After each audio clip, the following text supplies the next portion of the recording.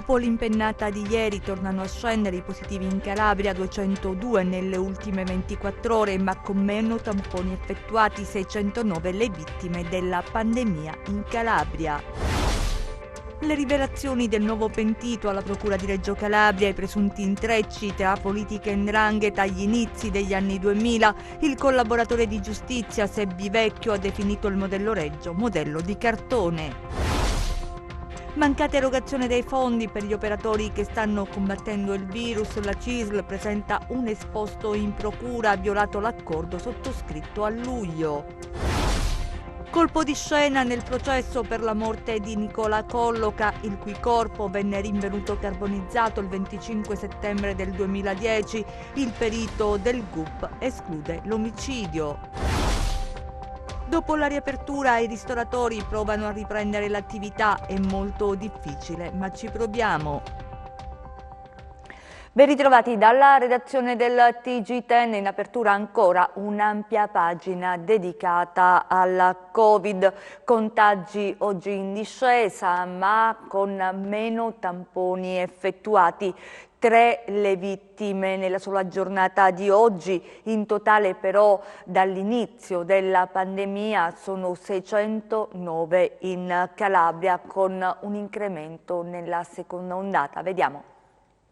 Era la cittadina di Saracena più anziana, aveva 103 anni la signora Battista, anche lei, nata durante la pandemia di Spagnola, è stata portata via dal virus. Il Covid ha ucciso finora 607 persone in Calabria, un bilancio pesantissimo e purtroppo in costante aggiornamento. La maggior parte delle vittime in quella che è stata definita la seconda ondata, considerato che, nella prima fase, il contagio venne rallentato dal lockdown ferreo in vigore nei mesi primaverili.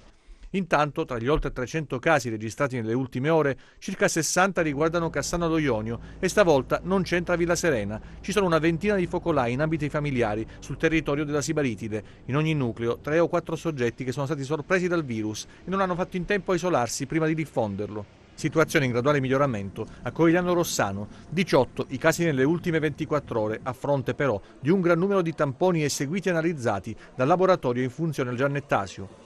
Mentre i sindacati criticano l'ordinanza sulla scuola emessa dalla Regione, si moltiplicano i casi di docenti o alunni positivi. L'USCA di Acri è impegnata a monitorare la situazione relativa agli alunni dell'istituto comprensivo Padula.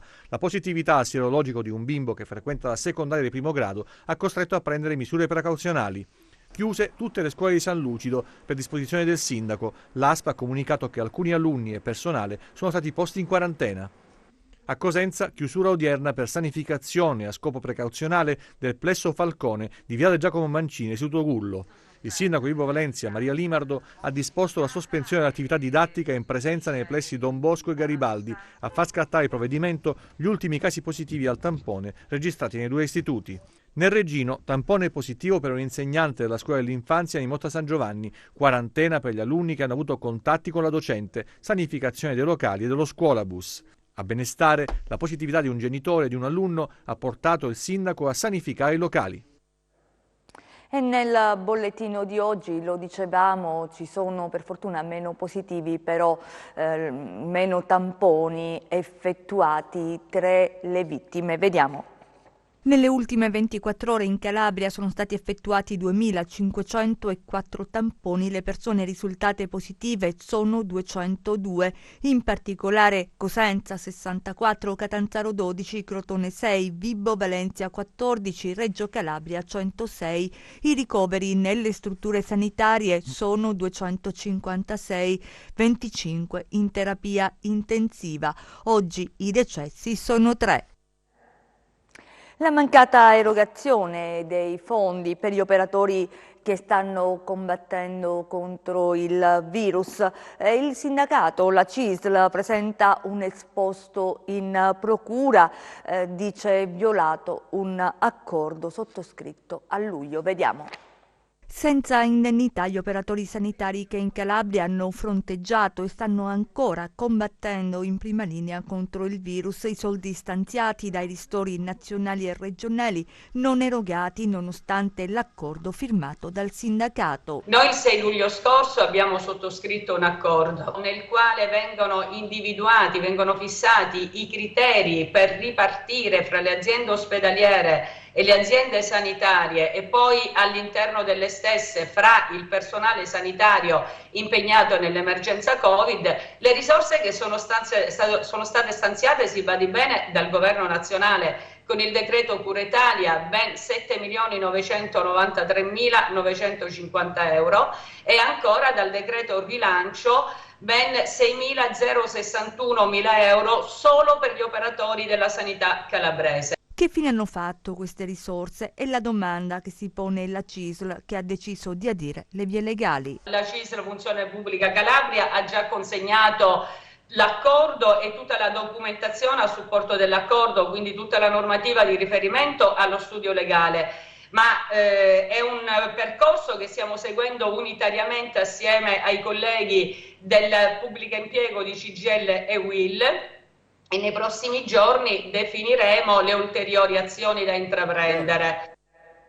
Sul fronte vaccini, Franco Locatelli, che è il Presidente del Consiglio Superiore di Sanità, assicura che entro giugno ci saranno nel nostro Paese 20 milioni di vaccinati. Nella nostra regione però ancora si va molto a rilento. Vediamo.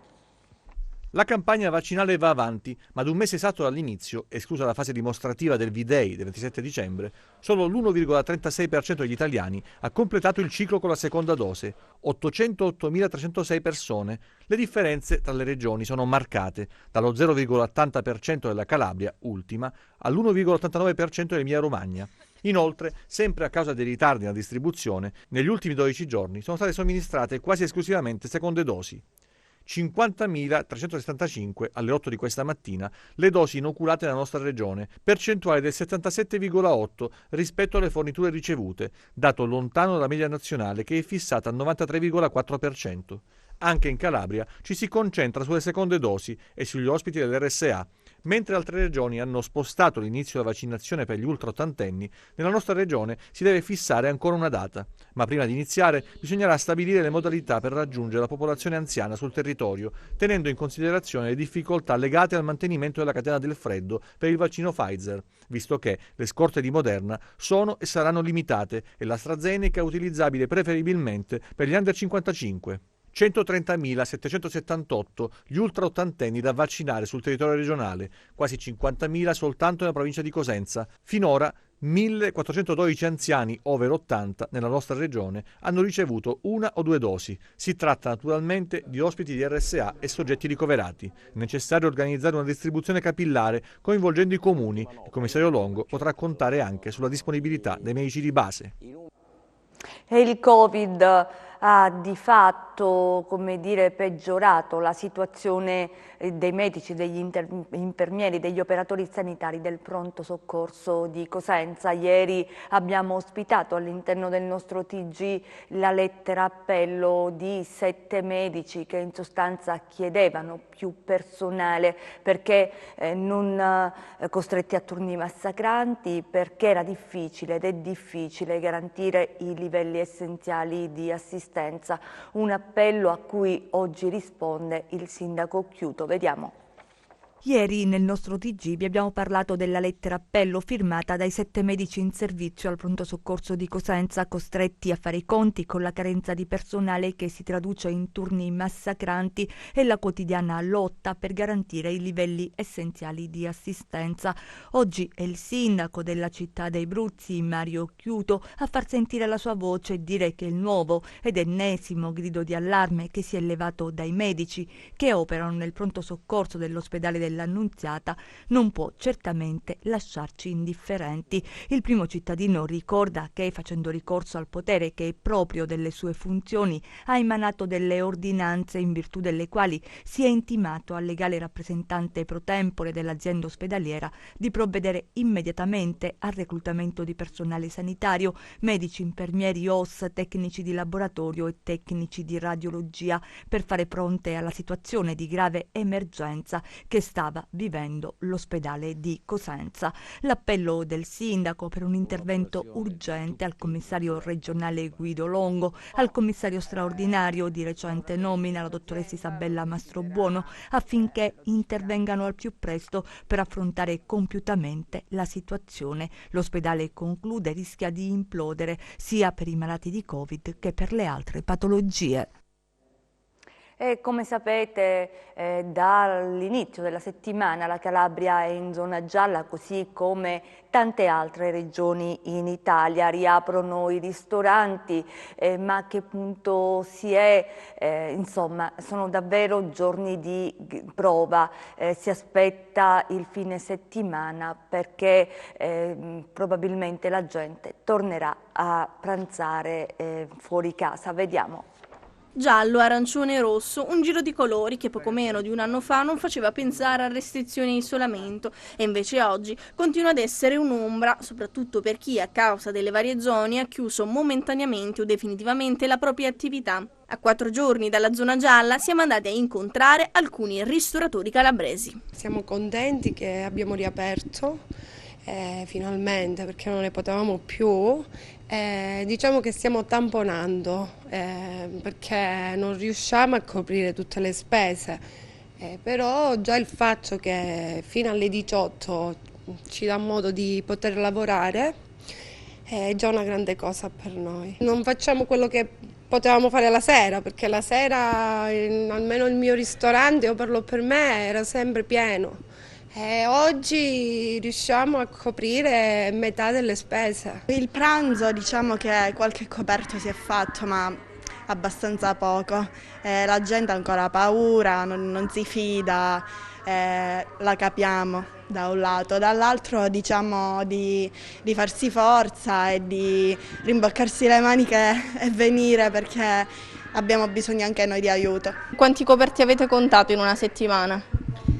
Pochissimi, una decina. Quello che è arrivato non ricopre le materie prime, il necessario, giusto una piccola parte. Sarà difficile programmare spese e costi all'interno di un unico turno di prenotazioni, racchiudere tutto il guadagno perso in questi lunghi mesi di pandemia, dagli orari serali a quelli diurni, secondo quanto riportato dai ristoratori è quasi impossibile. Un solo turno non riesce comunque a soddisfare i bisogni di un'azienda che vive di ristorazione pura. Per San Valentino siamo ancora indecisi se dover fare l'asporto, se dover fare il domicilio oppure riuscire ad ospitare i nostri clienti.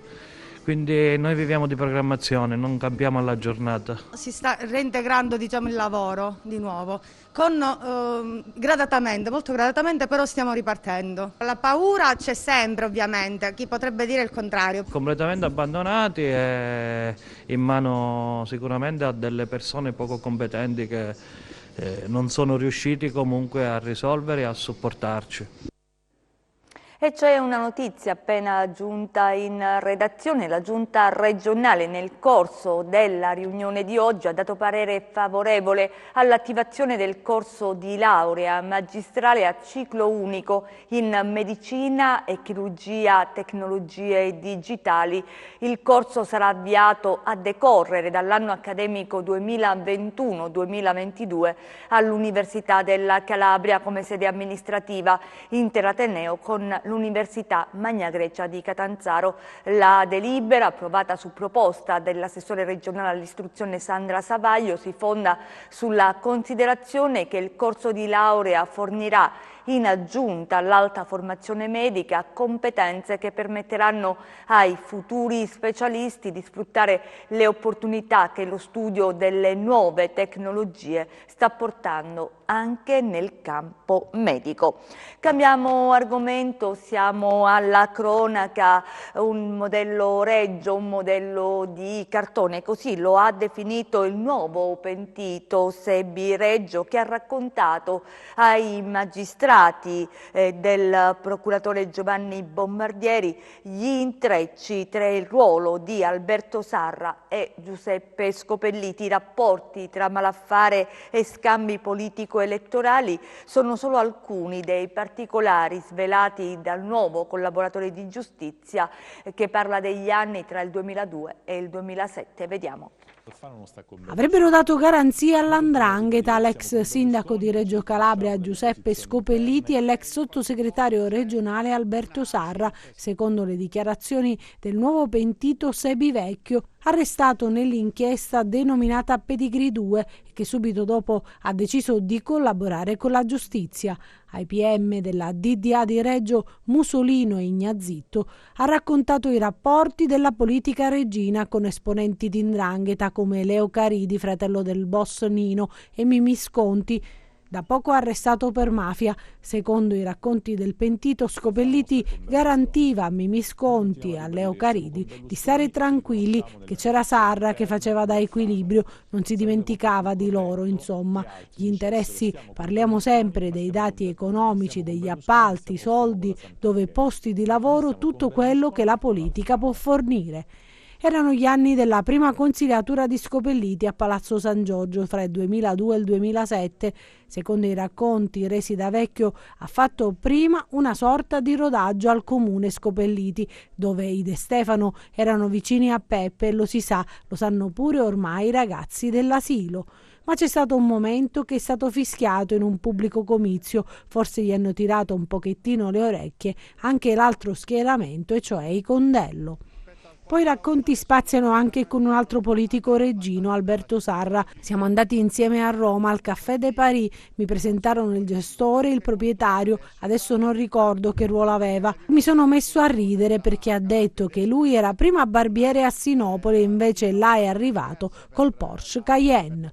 Alberto si incontrava con questi degli Alvaro, poi alla fine me li hanno presentati appunto come quelli degli Alvaro. Sarra inoltre, secondo il pentito, si sarebbe incontrato con il boss Paolo Martino a Roma per discutere su come aggiustare le cose a Reggio, visto che Peppe Scopelliti deve darsi una regolata. Ai magistrati Vecchio ha parlato anche degli attentati compiuti una decina d'anni fa alla Leonia, la società mista che gestiva per conto del comune la raccolta dei rifiuti. 3 sono i verbali che sono stati depositati dai PM. In sostanza, i magistrati guidati dal procuratore capo Giovanni Bombardieri, il neopentito ha fatto i nomi dell'ex sindaco di Reggio, governatore della Calabria Scopelliti, e dell'ex sottosegretario regionale Sarra. Ha ricostruito gli anni del centrodestra reggino, distinguendo l'area Sarra e l'area Scopelliti e spiegando pure i rapporti che la politica aveva con l''ndrangheta. Nei suoi verbali inoltre si fa anche riferimento al cerchio magico di Scopelliti, di cui lui non faceva parte. E restiamo a Reggio perché torniamo ad occuparci, torniamo sull'inchiesta della Procura della città dello Stretto che ha portato all'amministrazione giudiziaria per la società Caronte che avrebbe favorito le cosche. Vediamo. Il dominio dello Stretto, non in senso figurato ovviamente, ma anche come simbolo di patti scellerati che portano la firma principale delle cosche di 'ndrangheta e di una realtà imprenditoriale che in decenni ha garantito stabilità e si è accreditata come elemento di lungimiranza ed efficienza.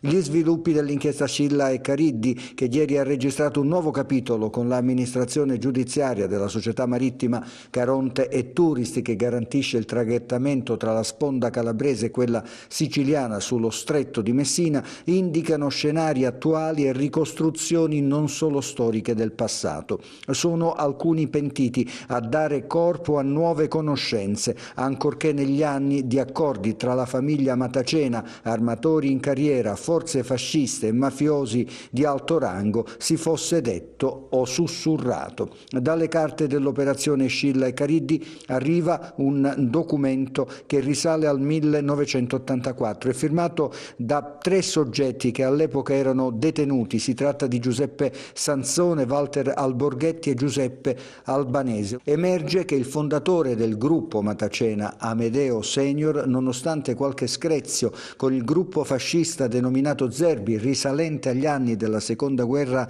Mondiale, riesce a trovare un accordo con gli ex nemici ideologici e l''ndrangheta per fare pressione sulla società Caronte di Villa San Giovanni, da qualche tempo costituita. Secondo il racconto, l'imprenditore teme di perdere l'enorme mole di affari dalla diretta concorrente. L'obiettivo è esercitare pressioni affinché si arrivi ad una fusione tra le 2 società. Protagonista, secondo il racconto, il già citato Amedeo Matacena Senior e il boss Bruno Campolo. Da lì la fusione, frutto di una imposizione, come si capisce, e l'inizio di oltre 50 anni di affari, con i Campolo a gestire la biglietteria, una cassa enorme si intende, e i Matacena a gestire affari, diventando i giganti dello stretto.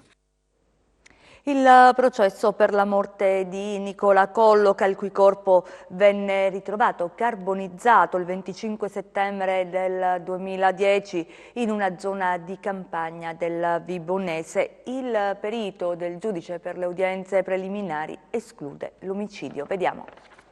Colpo di scena nel processo con rito abbreviato in corso di svolgimento a Vibo sulla morte dell'infermiere di Vena Superiore Nicola Colloca, il cui cadavere carbonizzato venne rinvenuto il 25 settembre del 2010 all'interno della sua auto in questa pineta tra i comuni di Maierato e Pizzo. Alla sbarra, lo ricordiamo, con l'accusa di omicidio e distruzione di cadavere ci sono tra gli altri la moglie e il figlio di Colloca che, secondo l'impianto accusatorio, avrebbero ucciso l'infermiere per un'eredità da 200.000 euro. Ebbene, il perito nominato dal GUP esclude l'omicidio. Il professor Pietro Tarsitano, già direttore del reparto di medicina legale dell'ospedale Cardarelli e attualmente docente dell'Università di Napoli, nella sua relazione parla infatti di suicidio. Per il perito la vittima sarebbe deceduta per un arresto cardiaco causato dall'esposizione del corpo, scrive, ad una violenta azione termica innescata dall'incendio e dall'esplosione della miscela benzinaria, benzina contenuta in una bottiglietta rinvenuta all'interno dell'autovettura, si legge ancora nella relazione.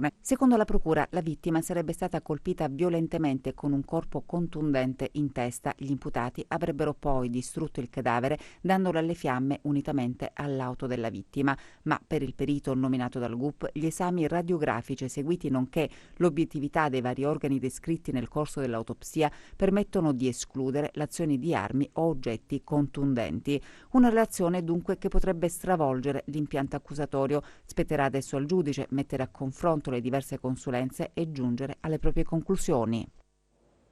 Beni per circa 2 milioni di euro sono stati confiscati dai finanzieri del Comando Provinciale di Catanzaro, coordinati dal Procuratore della Repubblica di Catanzaro Nicola Gratteri e dall'aggiunto Vincenzo Capomolla. Il decreto emesso dal Tribunale di Catanzaro su richiesta di Gratteri ha colpito i vertici della cosca di 'ndrangheta Cerra, Torcasio, Gualtieri. Vediamo. Questi alcuni dei beni riconducibili ad esponenti della cosca Cerra Torcasio Gualtieri di Lamezia Terme confiscati alla Guardia di Finanza nell'ambito di un'inchiesta coordinata dalla DDA di Catanzaro guidata dal procuratore Nicola Gratteri.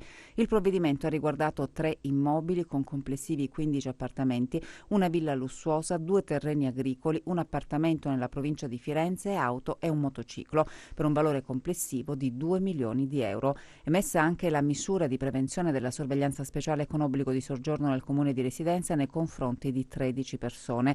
Colpito dunque il potere economico della cosca lametina. Nel corso della complessa attività investigativa, gli inquirenti infatti hanno ricostruito a partire dal 1979 il patrimonio accumulato dai vertici del sodalizio di 'ndrangheta, tra cui quello di Nino Cerra, deceduto nell'ottobre del 2020, e della sorella Teresina. I finanzieri, attraverso accertamenti economico-patrimoniali, hanno così verificato la sproporzione tra i redditi dichiarati e il tenore di vita mantenuto dagli indagati. Il quadro che emerge è chiaramente allarmante e molto preoccupante sulla tenuta socio-economica e sociale della Calabria.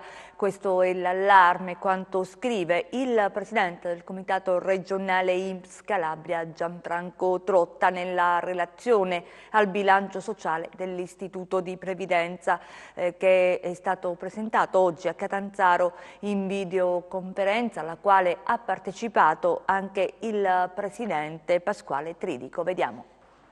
Focus importante su quella che è stata l'attività dell'INPS nella gestione degli interventi volti a mitigare gli effetti negativi della pandemia su redditi e occupazione. Il bilancio sociale 2019 dell'Istituto di Previdenza evidenzia che la nostra regione si è posizionata al terzo posto a livello nazionale nel corso del 2020 per quanto riguarda la qualità del servizio reso. Abbiamo quindi cercato di dare corso al maggior numero di istanze possibili celermente, ma non sottovalutando anche gli aspetti qualitativi del lavoro svolto.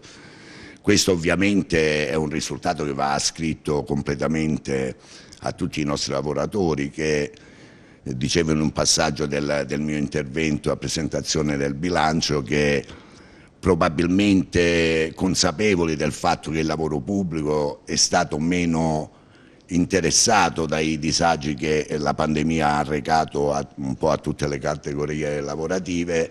In questo modo forse i nostri lavoratori hanno voluto dimostrare la loro vicinanza al resto della cittadinanza, dandosi da fare oltre i limiti previsti. Un'illustrazione del lavoro svolto e delle prestazioni erogate che alle nostre latitudini è preoccupante, anche perché è riferito all'anno precedente la pandemia. Il quadro che emerge per la nostra regione è un quadro, io ritengo, un po' allarmante, perché è una regione anziana, il 57% della popolazione attiva è pensionato, c'è una diminuzione del lavoro dipendente sia nei settori privati sia nei settori pubblici, però paradossalmente siamo nel 2019, quindi ante-Covid, un aumento dei lavori parasubordinati, quindi del lavoro precario, quindi c'è ancora di più una corsa verso la precarizzazione dei rapporti di lavoro.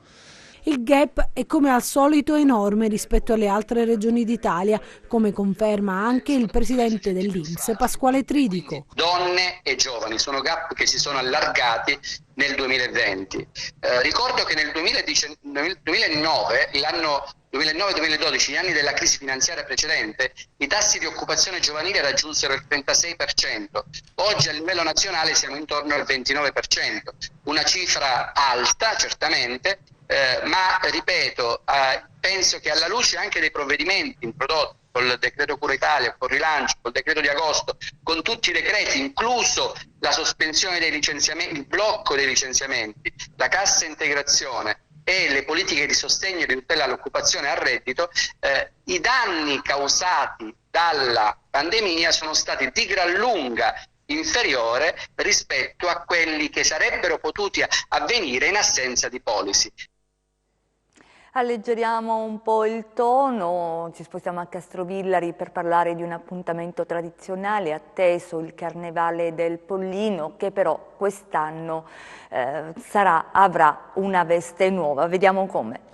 Il Carnevale 2021 si avvicina, ma quest'anno non si festeggerà.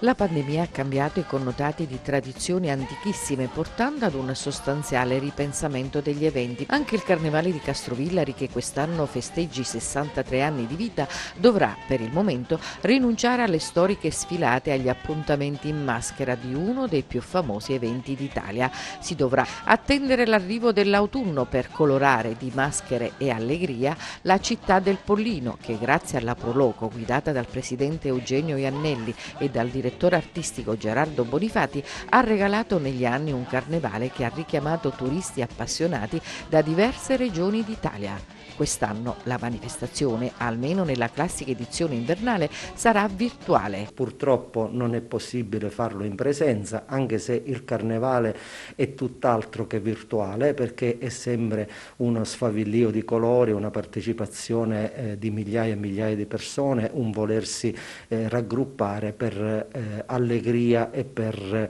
dare sfogo a quelle che sono le migliaia e migliaia di persone che partecipano ogni anno al Carnevale. Nei giorni 11, 14, 15 e 16 febbraio i cittadini potranno vivere la magia del Carnevale attraverso dei talk che ripercorreranno gli eventi caratterizzanti. Ovviamente non faremo perdere quello che è l'essenza vera di questa grande manifestazione, che è l'incoronazione, che sono le sfilate, che sarà il falò di Re Carnevale, cioè il racconto dal punto di vista culturale e tradizionale della nostra bellissima manifestazione. La BCC, che è presente su Castrovillari, non poteva fare a meno di sostenere questa manifestazione. Ora le notizie economiche con la rubrica dedicata alla borsa.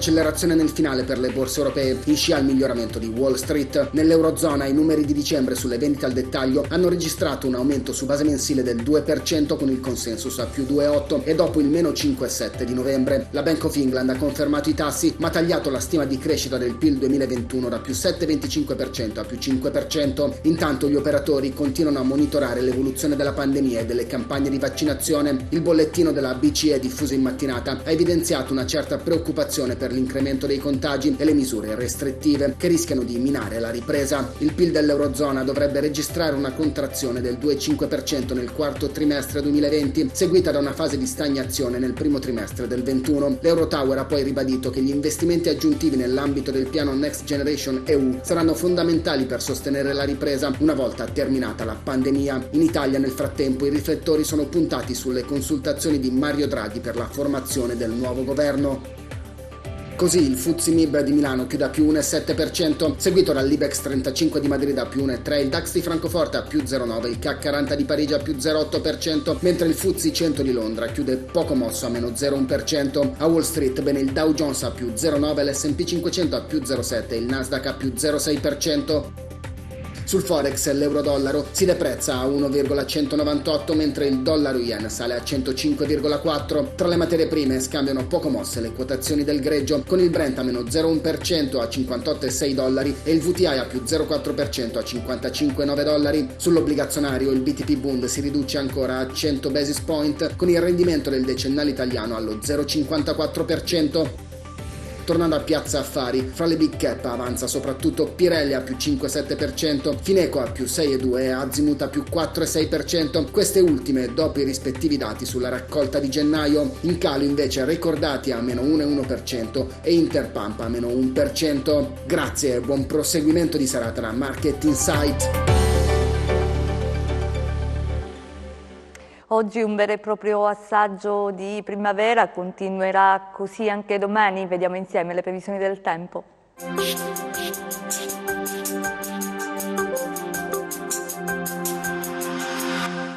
L'alta pressione di origine nordafricana interessa il sud Italia, apportando tempo stabile con temperature in aumento. Tempo stabile non significa comunque sempre bel tempo, infatti potranno formarsi foschie dense sui litorali ionici, dove quindi, in particolare da venerdì, il riscaldamento sarà avvertito di meno. Domani al mattino cielo parzialmente nuvoloso per passaggio di nubi medio-alte, che però dal pomeriggio tenderanno a dissolversi. Durante le ore notturne, nel primo mattino e dal tardo pomeriggio, si formeranno inoltre foschie dense e banchi di nebbia su quasi tutti i litorali ionici, in piana di Sibari, Valle del Crati e le zone orientali dell'Istmo di Catanzaro. Temperature miti sui versanti tirrenici, mentre sui litorali e versanti ionici il riscaldamento sarà meno avvertito a causa delle foschie suddette.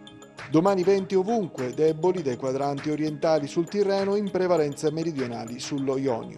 Mari poco mossi, mosso solo il basso Ionio al largo. Per ulteriori approfondimenti vi rimando al sito www.meteoincalabria.com e alla nostra pagina Facebook Meteo in Calabria.